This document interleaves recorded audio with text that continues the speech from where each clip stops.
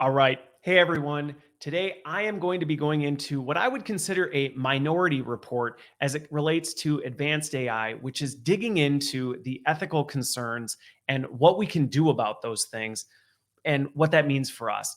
So, before I get into it, if you like this content or other content I produce, please be sure to subscribe and like the video, share it with somebody while you're at it. Why not? Okay, so getting into this, the reality is this tech has hit mainstream at a pace just unprecedented, in my opinion, for things that have hit the market in the past. So it is moving faster than anything I've ever seen. And the world is trying to catch up, which is almost ironic because there's almost no way you can catch up because the pace at which it's moving is growing exponentially. So trying to catch up sometimes can feel like a fruitless exercise. And in some ways, it is. On top of it, this is potentially dangerous stuff that we're dealing with. Now, I'm not trying to freak people out, but the reality is there is tremendous power associated with advanced AI. And like the Peter Parker principle says, with great power comes responsibility. And that's really what I want to talk about today is how do we be responsible with this? Because the reality is there is no going back from where we are today. I've talked about this in a few other videos about like where we are with things. And the reality is the toothpaste is so far out of the tube, it would be impossible to put it back in. And the other unfortunate reality is if you look at history, I can think of countless examples where things have happened. We've charged forward with something only to look back sometimes decades, centuries later and go, what have we done? So this is really a chance to try and get in front of this. And there are voices speaking about the ethical concerns and what do we do about these things. But so much of what I see out there is speaking about this at an ethereal level and talking only about the concerns, which, if you're a normal human being, that can feel like, okay, I don't even know what to do with it. Not only because it can feel ethereal, but a lot of the conversations don't actually get into the behavioral side of what do we do about it? What can I individually or corporately do to try and get this right? It's not about stopping it because that's an impossible task, but what can we do to get this right or do it better? And I think as a person who's spent my career at the center of business people in tech, I have the learning bend. I can't not focus on this area. So again, this is what I'm going to get into today. And it's all because I recognize and have seen over the years when people feel like, yeah, I hear you.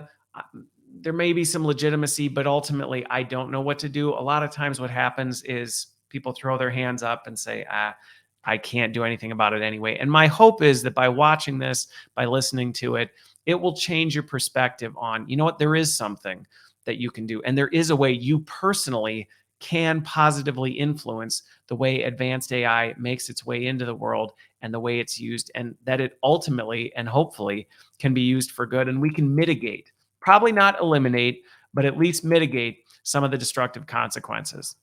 So I'm going to break it down into four main categories, and I'm going to share some thoughts on this to help illustrate in case you go, I hadn't considered that you understand the implications of this, while at the same time then breaking it down to, so what can I as an individual potentially do about this? And it's going to be different depending on who you are, but hopefully we can get through that. So let's start with environmental. Now, you might be thinking what you just said, all these things you're going to do, you're going to try and tie it to something that I can personally do. This one sounds a little bit, you're starting, you might be losing me already. I'm going to ask you to hang in there with me on this. And you know what? If I get into this, I recognize whenever anything starts talking about environmental stuff, this can become a triggering topic.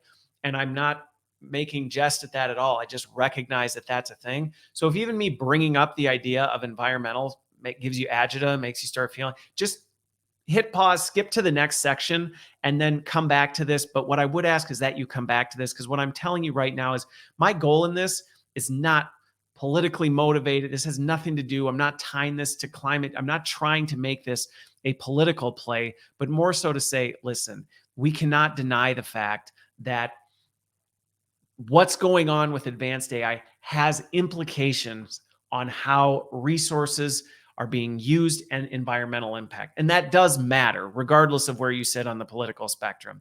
So that's what I want to focus on. And when you say, how does advanced AI have, if you're asking that question, let me just tell you that there are a lot of things that we take for granted when it comes to tech because it is just boop.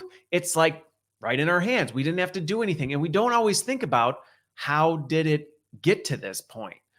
And so some of the things that we don't always think about when we think about these advanced AI algorithms is that there is a ton of processing power that goes into building and maintaining these massive, powerful advanced AI engines. And as a result, these things consume tons of CO2. Now, I've listened to a few things, read a few research reports. I'm not going to state exact numbers, but what I'm telling you is it is like exponentially more CO2 being produced by one of these things than a team of people can even produce. Now, you may say, what's the big deal with that? Hopefully, you at least go, well, okay, it's doing something that wouldn't be there if we were doing nothing. Now, I'm not advocating we don't do anything, and you'll hear when I get to that point. But the reality is the power and consumption that goes into powering these things is significant. It's massive. Stack on top of that, computers, again, we don't always think about where these things come from. There are minerals and resources that have to be harvested to build these things. And so when you think about it, we're scraping these resources to build these bigger and bigger demands for the technology and the hardware that's required. Now, again, does that have an impact on things? Well, yeah, there's a finite number of resources. And the more we tap into it to try and fuel this ever growing desire for bigger, better, bolder things, we just have to at least consider that.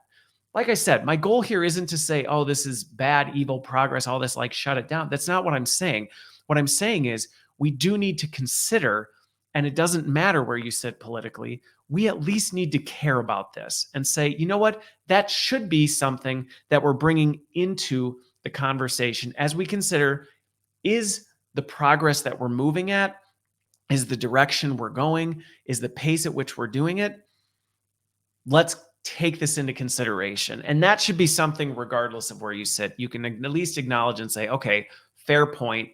Let's dig into this. Now, you may be going back to it. Like I said, I want to make this tangible for people. You may be going, okay, maybe I at least acknowledge that it matters and I should care.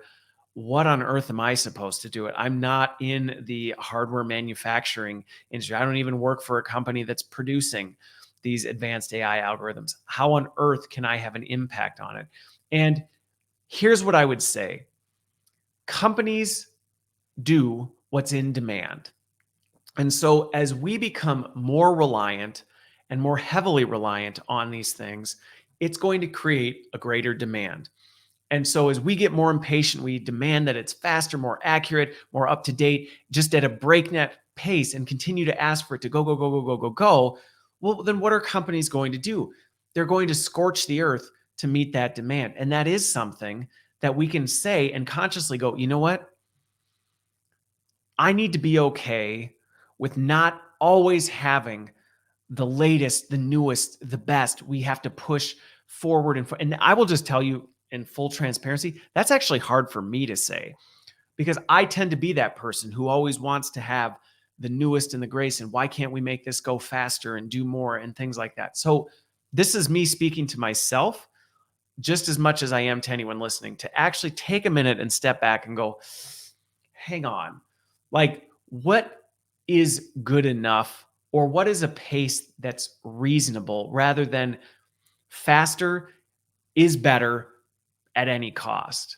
And that's just something that I think just as a humankind, we probably need to take some time and think about this. And as advanced AI continues to go and our reliance just continues to, we need more, faster, we have to actually stop ourselves, because if we don't stop ourselves, the companies are just going to continue meeting that need because it's a competitive environment and whoever's willing to take the next play. And you may say, well, there's nothing I can do, and it may feel disconnected, but that's not the case. Your voice does matter and your mindset matters because you influence the people around you. You influence the people you work with, the people you spend time with. And if we can start to slow ourselves down a bit, which, like I said, this is speaking to myself as much as anyone else, we have an opportunity to actually slow things down and say, hey, let's take some time to evaluate how much is too much and when should we actually pull things back. The other thing that really tangibly you can do, like I said, you are an influencer whether you realize it or not. People listen to what you say, people take your opinion seriously. So speak up about it.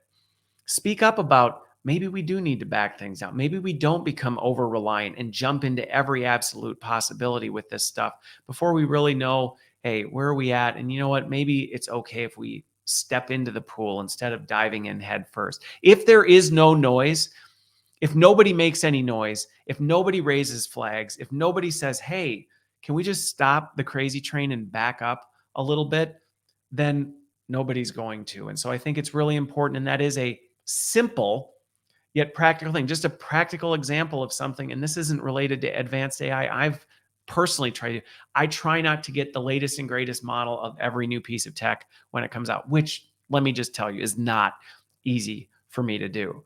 But it's just a simple way that I think all of us can say, hey, maybe we just slow this thing down before we just consume ourselves and leave nothing for ourselves or the generations of the future. All right, I'll stop there because I know it can get really charged and go in a direction, and that's not my intent. My intent is to make everyone just think twice and think cautiously about what are the environmental impacts of some of these things? Were you even aware they existed? And if so, what can you do to slow things down and make things happen at a more reasonable pace within your span of control? All right, moving on. Let's step into well being. Now, you may be saying advanced AI and well being. Well, there are some really complicated ways that we can touch on this one. But let's think about it like this. And this is related to how work happens in organizations. Similar to talking about how these advanced AI algorithms consume massive amounts of power and require massive amounts of natural resources to build the products and all of this, they also require a vast amount of time. Now, we don't always feel this on the consumer end because by the time it gets to us, the work's been done. And so we're just looking at it going, wow, how convenient is this? I can go type in a web browser, do this for me, and it does it. And we don't take into consideration that that algorithm has to be trained. And it's trained, yes, it's trained on other data, but it has a lot of human oversight when you think about this. And for good reason. We've all seen what happens when AI isn't monitored or trained by human beings who have wisdom and discernment on this stuff. It goes off the rails very quickly. And so when you start to think about that, there's two angles that well-being can come into the light as a major risk for this. So first of all, going back to the pace of change, this is extremely time intensive. What do you think happens when the pace of change continues to go faster and faster and faster and faster? Someone has to be involved in that. And the pace of change just exacerbates that some poor people are stuck trying to keep up on a treadmill they literally can't. And if you look at the data on workplace well-being right now, people are already burning out. And there is a lack of folks who have the skills and experience in this space. So there's not that many people in it. Then on top of it, the pace and demand for it is growing faster than they can keep up with. We often see this, and this is just an unfortunate reality, is that when this kind of stuff happens, it is not uncommon for organizations to put profits over the well-being of their people. And again, going back to, we have a role in this because again, if we're demanding faster, better, I don't care. Just do whatever you got to do to make it the next gen. Where's ChatGPT 4.5? Where's ChatGPT 5? When we do that, we don't always think of the human implications on the people who are actually burning the midnight oil to be going into this. Now, I'll talk about what we can do about this. But there's a second angle to this. And this is, okay, I'll get into a little bit of a story here on this. People who are involved in the training of AI algorithms, I don't think people always realize they are exposed to some of the most psychologically destructive content on the planet. Just to share a little bit of a story, I have a friend who works at Meta and is in the division for content moderation. Okay. And again, not getting political here. I don't not trying to make it about whether they do it right or all that, right? There's opportunity around the board. But the reality is, I have heard firsthand stories of the darkness and ugliness of this content that comes up, that people create, that they make. Someone has to moderate that and intentionally expose themselves to it so that they catch it. And there's no way of going, well, just don't have people do it. Unfortunately, they have to, because we've seen what happens with AI when we don't have that human in the loop going, whoa, we cannot have that in there. Like if the algorithm gets trained on this, it's just going to ramp this up and put this on steroids. So just think about that. I mean, I can share stories of people who actually have ended up with PTSD as a result of the things they've been exposed to. And whether or not it goes that far, it changes you on a cognitive level when you are constantly exposed to this kind of content and you're constantly trying to root out the worst and ugliest and darkest things that exist. And there's really no way around it. So, like I said, if we fail to do this and just go, well, it's too destructive to the people, let's just not do that. Well, then we're going to train AI algorithms that are capable of doing things we could never imagine. And we don't even always have insights into how it's coming to those conclusions based on horrific, horrific content. And that's not something that's in the best interest of anyone. Now, again, you may be listening to these going, okay, so I'm not a leader over any of these things. I maybe don't have any connection to this kind of stuff. So, yes, in some ways, this can feel a little bit disconnected, but I'm going to try and connect some dots here. So, first of all, if you're a tech leader, just avoid these pitfalls in general. Like, be cognitively aware of the pace at which you're driving your teams and the well being of the folks who are involved in this process. And be sensitive to the fact this is not easy stuff. And quite frankly, right? Anyway, I don't need to get into that. But if you are responsible for this, take this seriously. Don't just write this off as, it'll be fine. People will figure it out, or I'll just burn people up and then they can go and then right? That's just this disposable mentality as it comes to people. And people are far too valuable to be treated as a disposable resource. So if you are in that position, take this seriously. For the rest of the world who's going, okay, I know a lot of the people who listen to my content are in the HR, they're in the human-centered leadership space. Be a voice for human-centered leadership. If you think about these examples I've given, these aren't unique to just this space. Okay, if we change our work practices, if we put our HR policies in place in a way that just demonstrates good leadership practices, human-centered thinking, things like this is going to be something that is going to mitigate some of these risks. Can we eliminate it? No, because quite frankly, it's a required thing that has to happen. But can we mitigate what kind of time we're pouring in, the number of staff we hire to do it, to make sure we're managing a reasonable workload? Are we making sure we're providing the wellness and mental health resources people need who are exposed to this stuff to help them cope and make sure that, hey, they're doing the diligent job of protecting people from potentially horrible things? And we do that in other areas. So how do we make sure that we're being the voice at the table that's saying, let's make sure we're taking this into account and doing something with it and not just dismissing it as no big deal, something that we'll figure out later type of a thing. You can be part of the conversation, regardless of where you sit in your organization. And you can bring more awareness on social. If I look at social media, there is so much stuff about how amazing, how wonderful, how great everything is, almost completely ignoring the reality that, hey, I'm not telling people to stop or to turn this whole stuff off.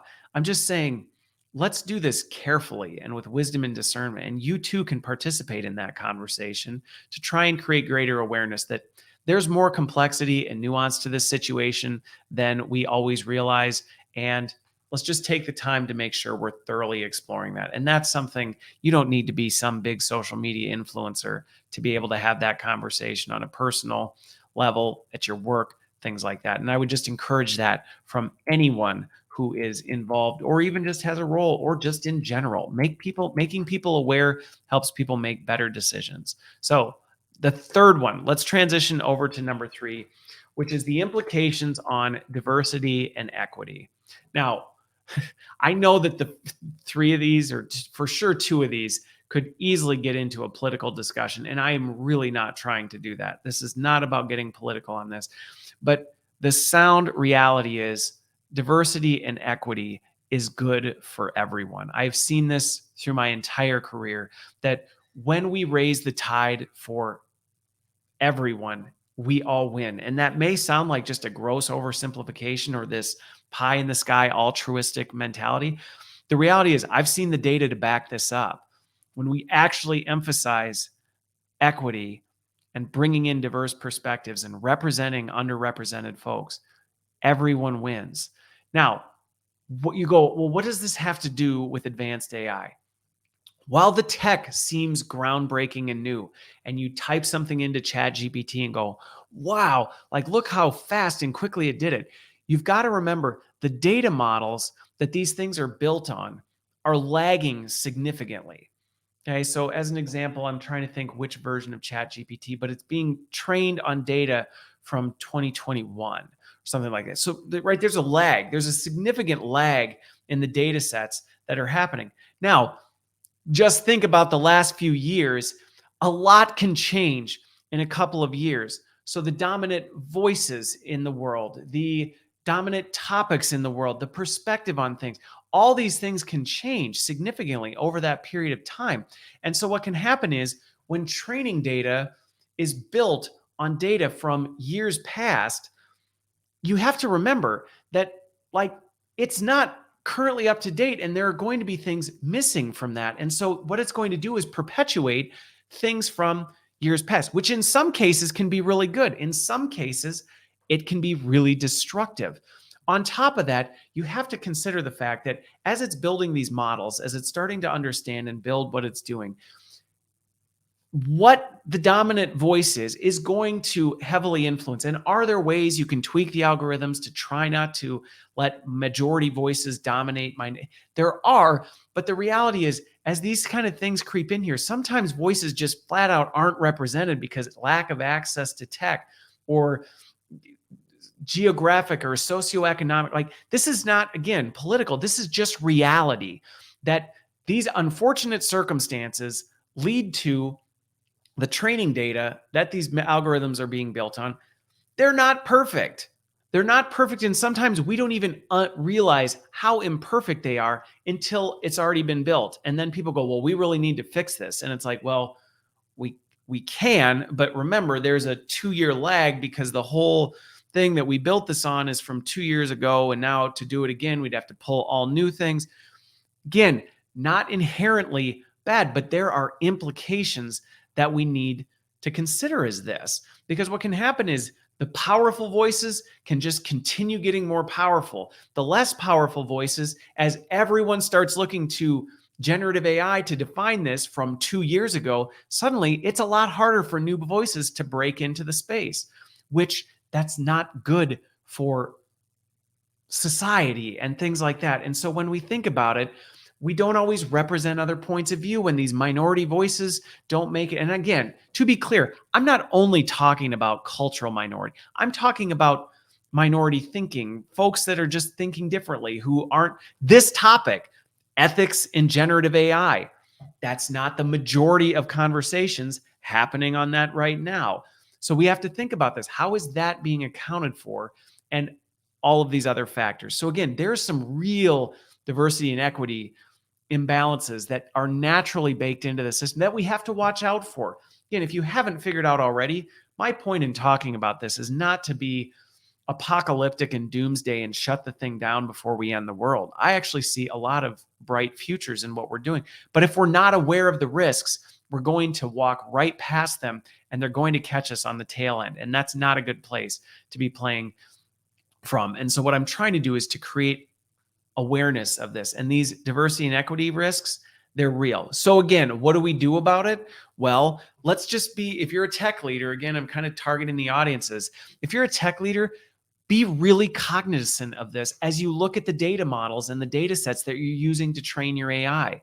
Like, think about how you're adjusting the volume on different things to do your best. I recognize it's an almost impossible task to say, well, can we get it right? I recognize we're never going to get it right. And to those of you who are listening who may not be in that space going, well, why can't we just fix that? There is way more complexity to it than most people even realize. And so, to those of you in the tech space, I recognize you are trying your best, and but just don't give up on that and continue to put an intentional lens on this and going back to, hey, sometimes the pressure is just rush the product out. Slow down. Consumers, you can slow down. Tech leaders, slow it down. Don't rush things through and say, you know what, we probably did good enough. This is an area that, again, we need to pay not potential, pay high attention to. And actually, here's the other thing. As a tech leader, intentionally seek the voices out who you know are going to be underrepresented in these data sets to look for this stuff. We often are just blind to our own stuff. And so this is a way to say, well, make sure the teams that are responsible for looking for these things and evaluating, hey, where are vulnerabilities? What volumes do we need to turn up and which ones do we need to turn down? Make sure that that's representative of the diversity and equity we're trying to create in the world. Because if we don't, this is only going to make the system worse. It's just going to become another systemic problem that we're not going to know how to put out. Now, if you're not in that space and you're going, okay, what about the rest of us? Pretty much everyone in the corporate space I know, and even consumers now, are at this point where they're evaluating and purchasing AI tech. You may not even realize it. But as you think about this, ask these questions. Look into some of this stuff. How are they actually coming up? What are the generative AI models that they're using? Where are they pulling from? Ask questions about how these things are trained. And I get that's not easy to do, but even the sheer act of asking about it, going back to companies do what consumers want. If everyone is asking, hey, how are you training your AI? What AI tools are you using to do this? How are you ensuring that you're not building more bias and inequity into the system through this? People keep asking those questions. Companies are going to listen because they know it's going to become an area of focus. Also, here's the other big one that anybody in the corporate space should be considering is build in human fail safes to catch this stuff. One of the worst things that I have seen organizations do as they get excited about automation and AI is they go too far with it. They go too far and they turn over decisions and work and critical thinking to the machines, not thinking some of these things through. And they don't build in the necessary human fail safes to check the checks and balances that you need. So make sure whenever you're considering using AI products, make sure you have fail safes. Make sure you have people involved in that to check over this stuff, to make sure that this doesn't get out of hand and that they're watching the dials and making sure nothing's going too far out. Because if you don't, this will, and I have seen it, blow you up in ways you are not thinking about right now. And it will be something that will be far harder for you to come back from than you realize. Again, going back to the other things. And again, two other things on this.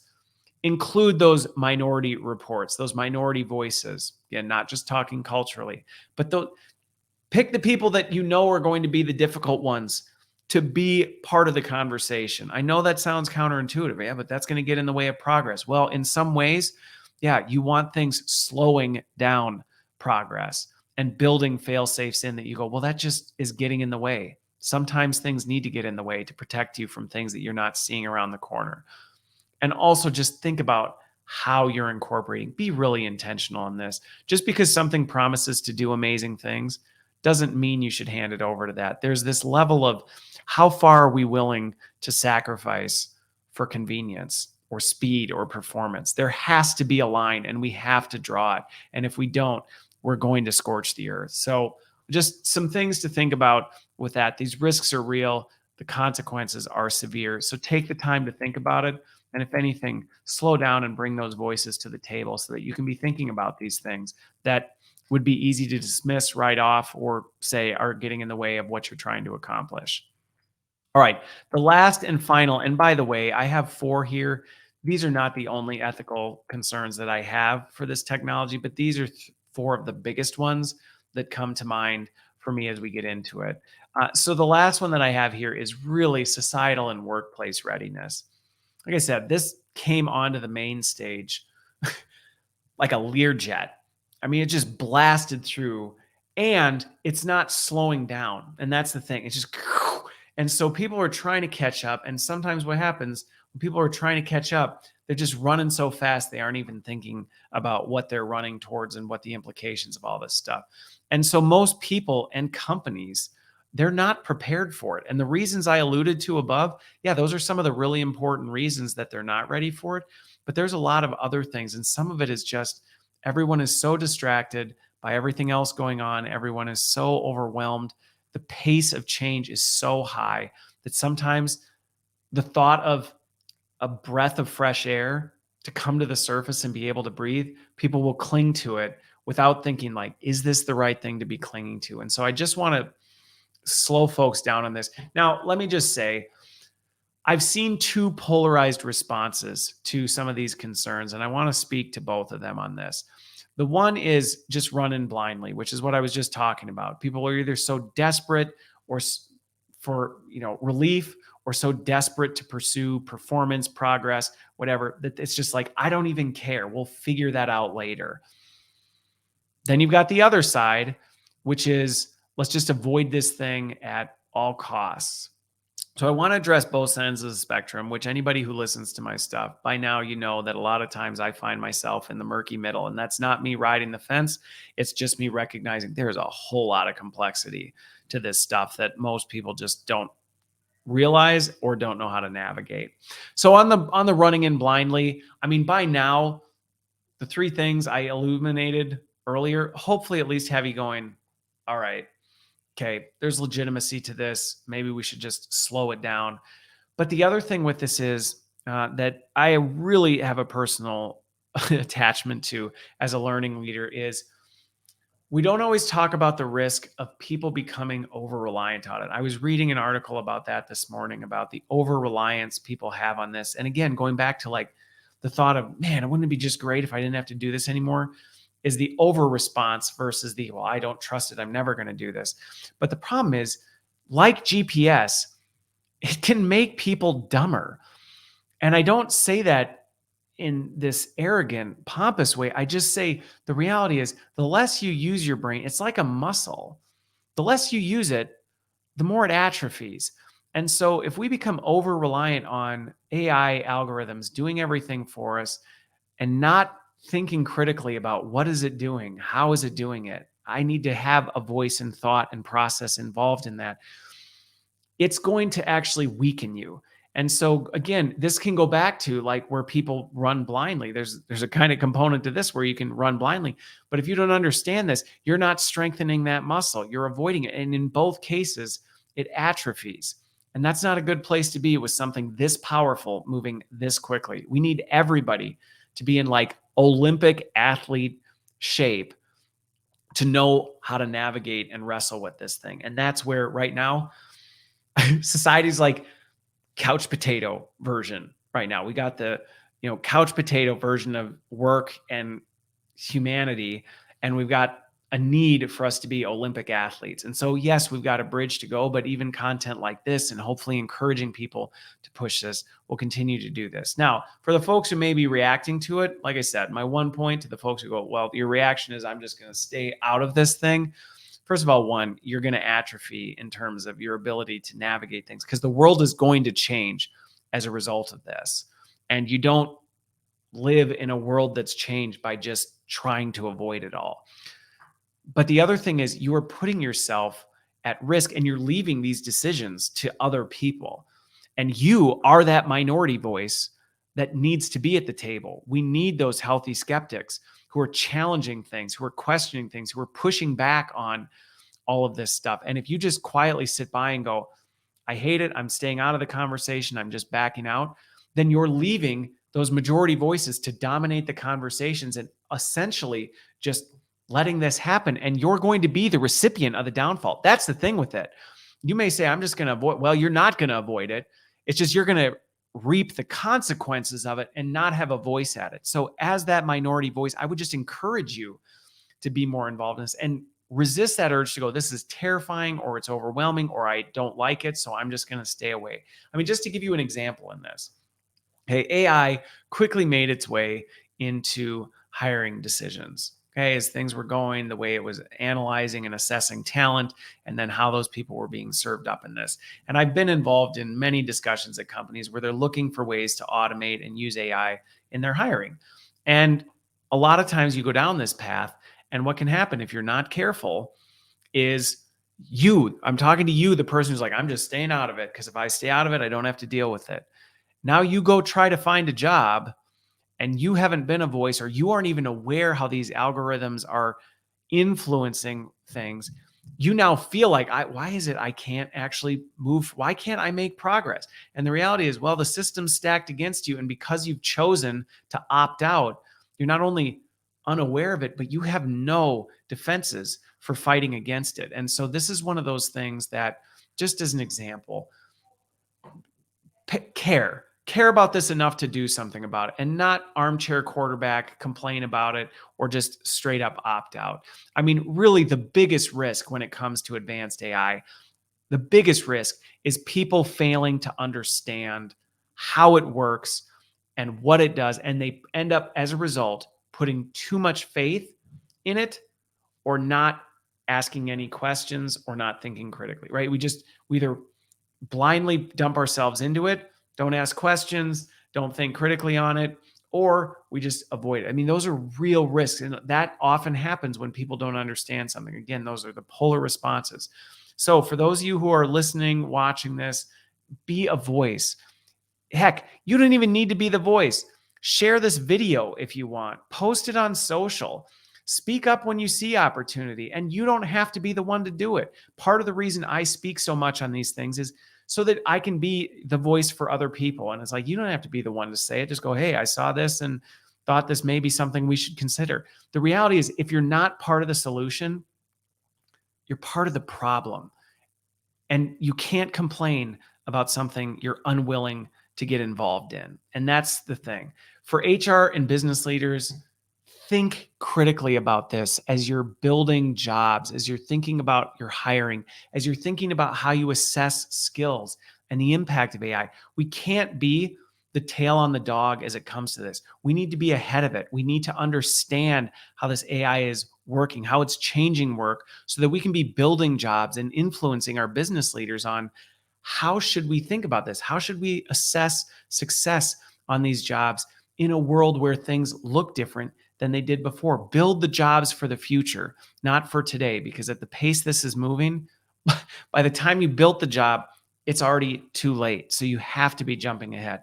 If you're a learning leader watching or listening to this, you have an opportunity to lean in and prepare the workforce. Like I just said before, one of the biggest risks is not knowing and not knowing what to do. And as a learning leader, you are perfectly positioned to build programs and help prepare the workforce for what this looks like. You can prioritize digital acumen. You don't need to train people on how to build AI. I see that sometimes where people go, we need to raise the bar, and people freak out because they think we need to make everybody an AI engineer. And that's not the case. That is not the point.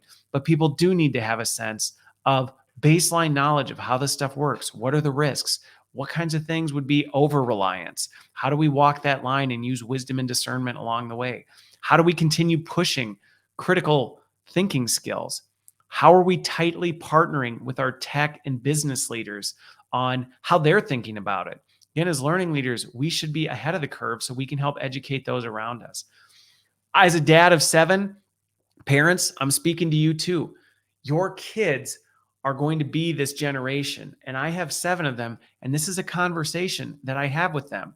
I talk with them, and they're under 12, but I recognize the world they grow up in, the risk of them being over reliant on this, the risk of them just letting the machines do things for them and thinking, hey, what's the harm in this? This is great.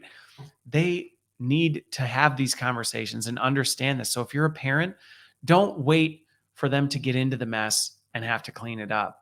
You can engage with them now and have conversations about this. Talk to them about things. I regularly sit and have exposed my kids. We talk about what ChatGPT can do, and we talk about how it can help augment what they do and where it might be taking it too far and what we might be able to do with things like that. So, in conclusion, with all of these things, hopefully this is giving you some food for thought. Again, I want to reinforce I'm really excited about this technology and where it's going, while at the same time being really cautiously optimistic. There are some serious dangers and risks associated with this. But like many things in history, good stuff comes with risk, and you don't address it by just avoiding it. You figure out what are those risks and how do we address them well. And I think this is the opportunity we have right now.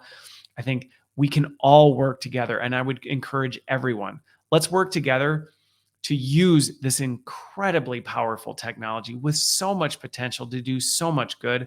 Let's just make sure it's being used for good and the process that we get to it isn't scorching the earth along the way. So, with that, hopefully you found this helpful. Hopefully it's challenged your thinking, caused you to just think deeper about things that you may not have even had awareness to or haven't thought were that big of a deal. Feel free to comment. Let me know if you have additional questions, additional thoughts. Happy to follow up. And I hope you have a great rest of your day.